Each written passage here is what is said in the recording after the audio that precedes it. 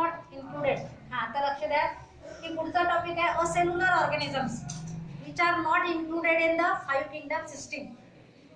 Which are those? Viruses. सांगितलं होतं मी. तर व्हायरसेस जे आहेत ते 5 किंगडम सिस्टीम मध्ये आलेले नाहीत, कारण त्यांची बॉडी ही असेल्युलर म्हणजे सेल पासून बनलेली नाही.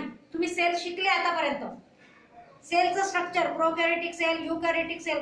पण प्रोकॅरियोटिक आणि युकॅरियोटिक सेल्स कोणत्याही प्रकारच्या सेलच्या स्ट्रक्चर सारखं याचं स्ट्रक्चर नसते, म्हणून त्याला म्हणतात असेल्युलर म्हणजे बिना सेलचा. मग काय असते तर फक्त कुठला तरी न्यूक्लिक ऍसिड, आरएनए किंवा डीएनए. न्यूक्लिक ऍसिड शिकलाय तुम्ही, तर आरएनए किंवा डीएनए दोन पैकी एक, and surrounding that there is the cover of protein. Bus only this is the structure of this. आता प्रोटीनचा आकार वेगवेगळा राहू शकतो, परंतु त्यात मटेरियल कोणते आहेत?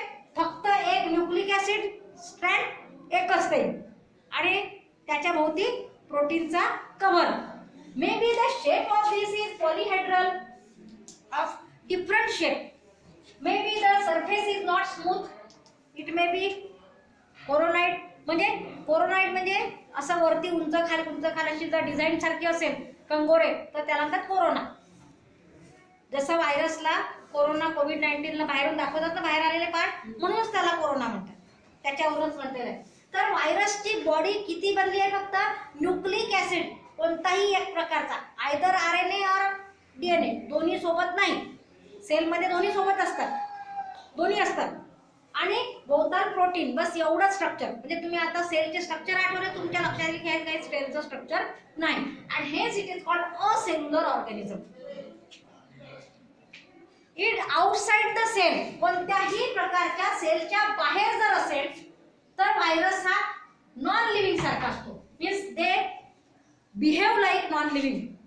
And when it enters in the any cell then it behave like the living. And hence it is also called as in between the living and non-living.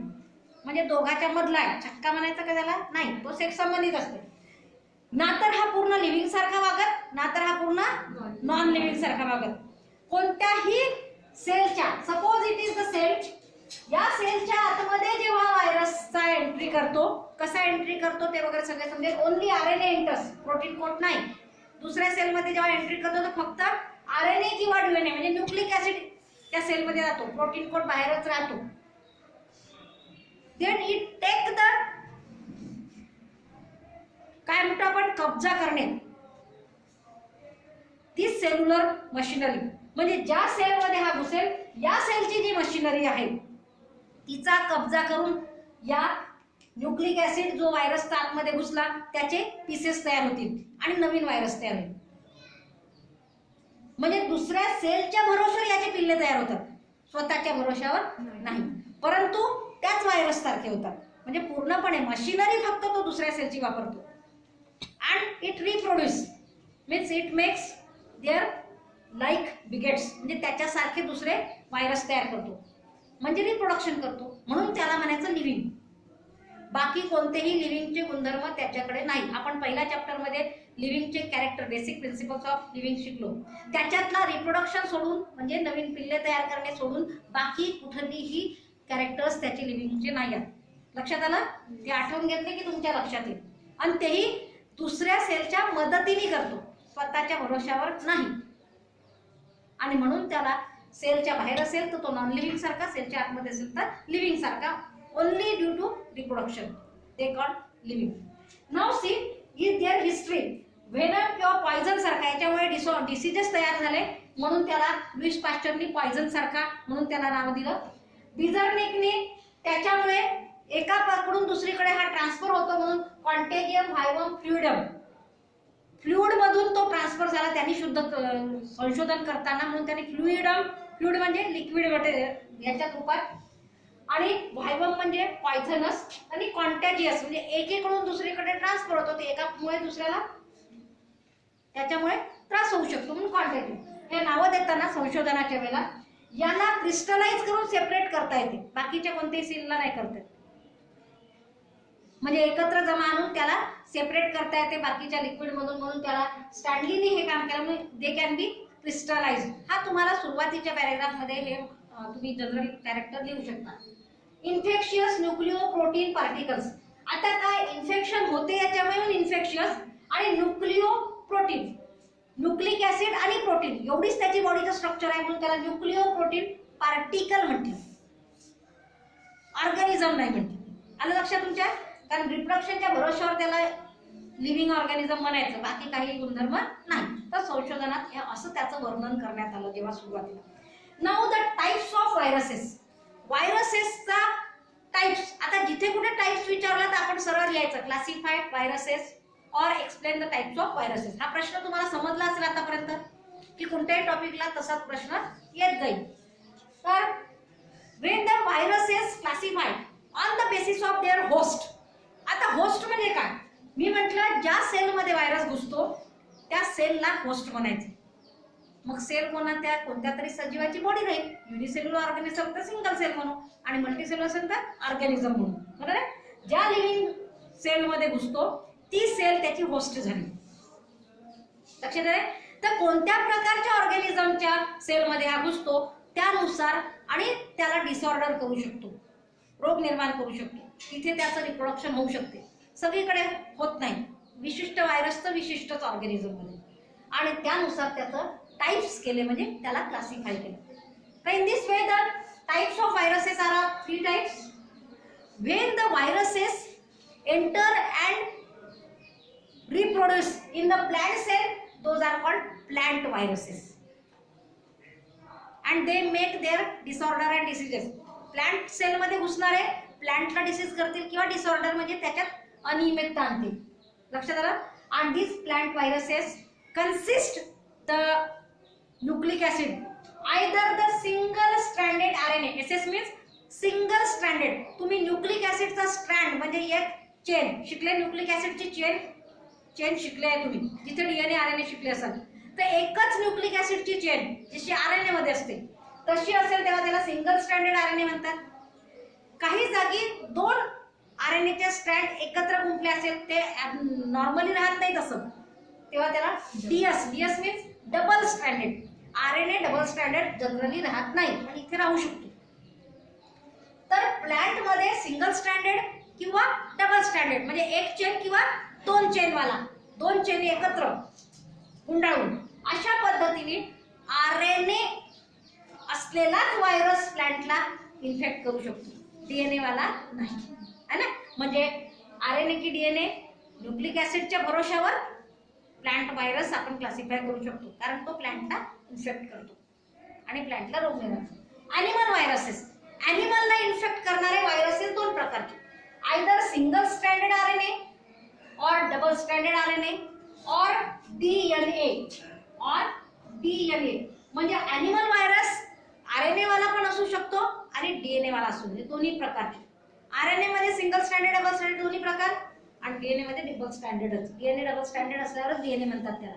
डीएनएचं structure तुम्ही शिकले असाल, बरोबर. आपण पुढे डिटेल पुन्हा आपला चॅप्टर कमी नसेल केला तर शिकूच. Animal viruses means viruses which can infect the animal and cause disease. but नेहमीच हे कोणते डीएनए वाले पण असू शकतात, आरएनए वाले. इकडे डीएनएचा नामोनिशान नाही. समजलं तुम्हाला? म्हणजे आपण याच्यावरून ओळखू शकतो. then bacteriophages. bacteriophages means viruses which infect bacteria. बॅक्टेरियाला इन्फेक्ट करणारे म्हणजे बॅक्टेरिया आपल्याला रोग करतो माहिती आहे आपल्याला, पण सगळे बॅक्टेरिया का नाही, हार्मफुल बॅक्टेरिया पॅथोजन्स, पण काही युजफुल बॅक्टेरिया पण आहेत, आपल्या कामाचे बॅक्टेरिया पण आहेत. पण बॅक्टेरियाच्या सेलला व्हायरस इन्फेक्ट करू शकतो म्हणजे बॅक्टेरियाच्या सेलमध्ये व्हायरस घुसू शकतो. याचा अंदाज तुम्ही लावू शकता. बॅक्टेरियापेक्षा व्हायरसचा साईज लहान असतो, बरोबर आहे. नाही तर घुसला असता का? मुंगीच्या शरीरात उंदीर घुसू शकते का? नाही, कॉमन आहे ना. म्हणजे बॅक्टेरियल सेलपेक्षाही सूक्ष्म इतका मायक्रोस्कोपिक व्हायरस असतो. तर बॅक्टेरियल सेलला इन्फेक्ट करणारा म्हणजे त्या सेलमध्ये घुसू शकणारा व्हायरस म्हणजे बॅक्टेरियोफेज. PHAGES फेज स्पेलिंग बरोबर लिहायची. नुसतं फेज शब्द वापरला तरी तो बॅक्टेरियोफेज आहे. त्याचं लाडाने छोटं नाव घेतलं जाते बॅक्टेरियोफेजच्या ऐवजी phage. Okay. and it is always DNA, commonly double stranded DNA. डीएनएच असतो RNA क्वचित एखादा एक्झाम्पल भेटेल पण कॉमनली नाही. Means bacteriophages are always DNA containing viruses. Okay, these are 3 types. इतकं डिटेल तुमच्या पुस्तकात दिलं नाही पण टाइप्स ऑफ हेडिंग टाकलं आणि नुसतेच नावं देऊन म्हणून मला एक्सप्लेन केलं. मी शिकवलं म्हणजे मी प्रश्न विचारू शकते ना. इफेक्ट्स म्हणजे त्यांच्यात रोग निर्माण होणे किंवा पहिले अनियमितता म्हणजे पहिले तब्येत बिघडते, पूर्ण रोग नाही मिळत त्याला आणि मग जास्त झाला की त्याला रोग झाला म्हणतो आपण, बरोबर. अशा प्रकारे डिसीजेस ऑर डिसऑर्डर्स कॉजिंग. आता प्लांटच्या ह्याचा ॲनिमलला बिमारी होईल का? नाही. प्लांटची प्लांटला, ॲनिमलच्यामुळे ॲनिमलला, बॅक्टेरियोफेजमुळे बॅक्टेरिया, त्याची तब्येत बिघडवली. लक्षात. तर हे झाले इफेक्ट्स. हे तुम्हाला व्हायरसच्या शेवटच्या पॅराग्राफमध्ये लिस्ट दिली आहे रोगांची, वेगवेगळ्या व्हायरल रोगांची. Corona, animal disease due to virus, AIDS animal disease due to virus, swine flu animal disease due. तर आपल्याला मानवाला होणारे व्हायरल बिमाऱ्या भरपूर माहिती आहेत. आता प्लांटचे 1-2 नावं लिहून घ्यायची. ज्याच्यामुळे पानं गुंडाळल्या जातात, झाडाचे पानं पिवळे पडतात आपोआप, जास्त दिवस झाल्यावर नाही, नवीनच. तुम्ही काही पपईच्या झाडांना बरेचदा आहे दिसते, असे पानं त्याचे गुंडाळल्यासारखे होतात, कर्ली होतात किंवा असे चुरगळल्यासारखे होतात आणि पिवळे पडतात आपोआप. त्याच्यामध्ये काहीतरी दुसरंच वेगळे चिठ्ठे पडतात, डाग वगैरे. ठीक आहे. नंतर व्हायरॉइड्स. व्हायरस आणि व्हायरॉइड मध्ये व्हायरस सारखे पण not complete virus, because here the only RNA, small size RNA than the virus. Virus मध्ये जेवढा RNA असतो त्याच्याही पेक्षा छोटा व्हायरस, छोटा RNA can cause disease to the plants. काही प्लांट्सला हा रोग करू शकतो. अजून ॲनिमल मध्ये व्हायरॉइडमुळे रोग झालेला अजून संशोधन झालेलं नाही. पोटॅटो, आलूला रोग झालेला लक्षात आला. आतमध्ये त्याचे गोल गोल लाल लाल रिंग्स तयार होतात. काही वेळेला आलू कापला तर लाल काळ्या अशा रिंग्स दिसतात आतमध्ये. तो प्रकार म्हणजे हा व्हायरॉइड्समुळे झालेला. तर पोटॅटोचा पहिला शोधला गेला. तर these consist only RNA. They can infect and cause disease to the plants. But surrounding that there is no protein. आता व्हायरस मध्ये याच्या भोवती प्रोटीन पण असते, है ना. RNA असेल तर RNA च्या भोवती प्रोटीन पण इथे प्रोटीन पण नाही आणि DNA अजिबात नाही. अजूनपर्यंत DNA आहे पण छोट्या साईजचे काही RNA असे सापडले, त्याच्यातलं ते स्ट्रक्चर, त्याची अरेंजमेंट अशी सापडली की त्याच्यामुळे प्लांट्सला रोग होतात. पण या RNAच्या भोवती कुठलाही कव्हर नाही. म्हणजे याच्यात केवढी ताकद आहे, एक तर एवढूसा, त्याला कोणता कव्हर नाही म्हणजे प्रोटेक्शन नाही, तरी रोग निर्माण करू शकतो. 13 मिनिटं. That is called viroid. आलं लक्षात. स्टॉप.